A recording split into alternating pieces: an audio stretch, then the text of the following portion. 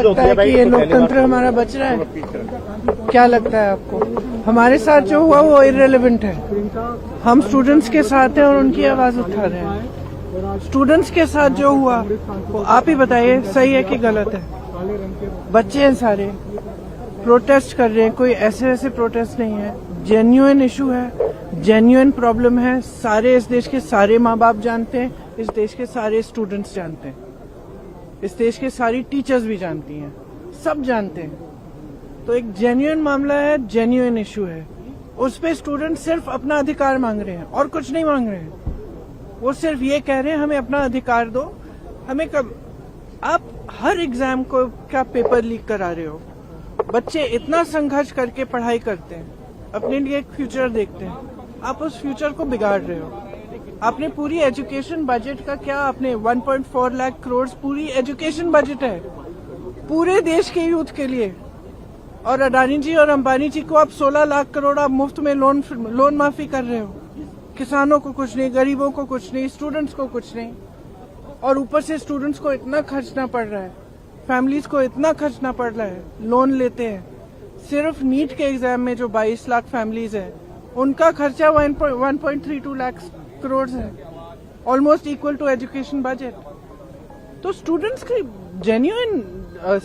Genuine struggle है, genuine समस्या है। वो सिंपली कह रहे हैं हमसे बात करो, हमारे लिए सिस्टम, हमारा सिस्टम बदलो। ये सिस्टम चल नहीं रहा है, टूटा हुआ सिस्टम है, सब जानते हैं टूटा हुआ सिस्टम है। जिसके बच्चे हैं, किसी भी क्लास का हो, किसी भी वर्ग का हो, जिसके बच्चे वो जानता है कि बच्चों पे क्या बीतती है जब एग्जाम देते हैं।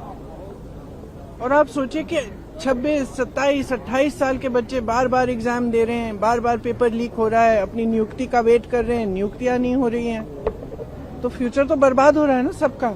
ऊपर से आप जॉब्स क्रिएट नहीं कर रहे हो। प्रदर्शन को अलोकतांत्रिक बता रहे हैं। हमारा प्रोटेस्ट अलोकतांत्रिक है। लोकतंत्र में सबसे बड़ी चीज क्या होती है? फ्रीडम ऑफ एक्सप्रेशन और right to protest, peaceful protest. इसमें कुछ अलोकतांत्रिक बात नहीं है। अलोकतांत्रिक ये है जो यहाँ इस सदन में हो रहा है, जो सड़कों पे हो रहा है। सदन में आप चर्चा नहीं करते, एलओपी को बोलने नहीं देते, ऑपोजिशन लीडर्स को बोलने नहीं देते, वो बोलने के लिए उठते हैं, आप चुप कर लेते हो। स्पीकर साहब खुद कह रहे हैं कि मुझे सरकार से पूछना है कि आप लोग डिस्कस कर सकते हो कि नहीं। ये क्या है? ये लोकतंत्र बचा ही नहीं है, सिर्फ आप ही पूछ रहे हैं मैडम ये क्वेश्चन। पूरा देश जान रहा है कि कोई लोकतंत्र बचा नहीं है इस देश में।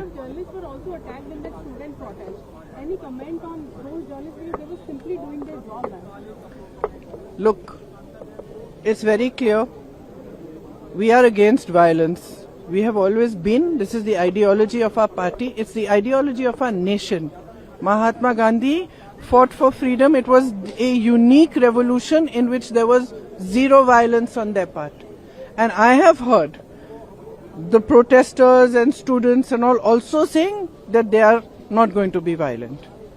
So if people have got hurt, police people have got hurt, or journalists have also got hurt along with the students, it's unfortunate.